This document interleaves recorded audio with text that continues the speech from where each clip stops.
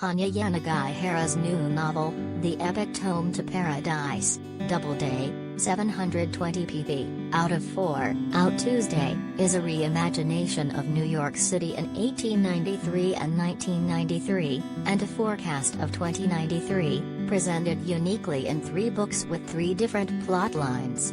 Yanagihara, A Little Life, cleverly presents characters with the same names who appear in different roles in each book. There are multiple David Binghams and Charles Griffiths, and Adams is always a butler.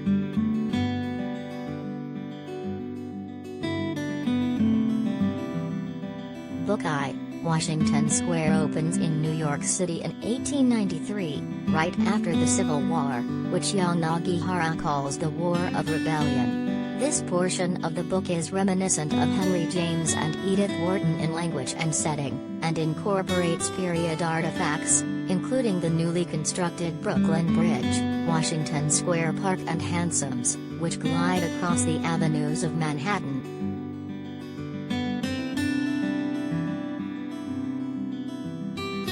Jamie Attenberg shares the joy, heartbreak of the writer's life in honest new memoir.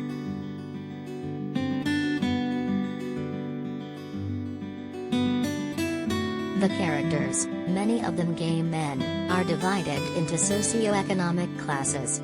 Grandfather Nathaniel Bingham runs the most respected bank in New York. His grandchildren, including David, the weakest Bingham, are born into the same high class. Their butler, Adams, is a proletariat. Then there is the mysterious Edward Bishop, a penniless musician whom David adores. Grandfather Bingham pushes David to marry in his class. I have had an offer of marriage for you, a good family, the Griffiths, of Nantucket. How old is the gentleman? 41. David might placate his grandfather and marry Charles, or he may listen to his heart and follow Edward West.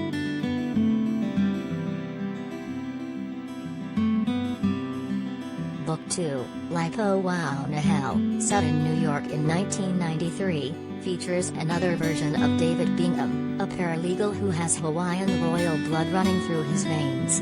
David lives with the older Charles Griffith, a lawyer. There is a plague ripping through the city, AIDS, although it is never named. Yanagihara uses the death of Peter, Charles's ex-boyfriend, whose wrists grown so bony that he had traded his metal watch for a child's plastic one to set the mood for the Saturnine book.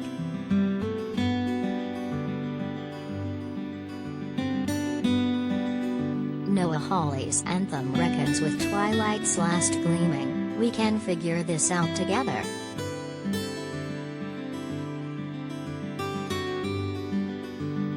Yanagihara's unparalleled storytelling skills shine in the dystopia of Part 3, Zone 8, which opens in 2093 near Washington Square Park.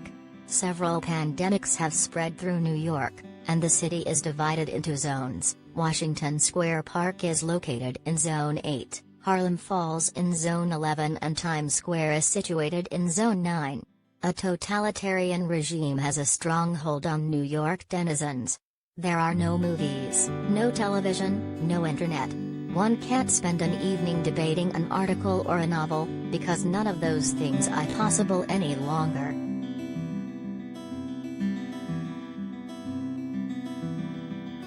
Yanagihara creates a cloistered society in which human suffering, even the killing of infants, is a daily occurrence. The narration alternates between Charlie, a lab tech, and her scientist grandfather, Dr. Charles Griffith, one of the architects of the camps where the sick go to die. Diseases are manufactured in labs and American scientists report findings to China. Bears run wild and people eat horse meat and broiled raccoon.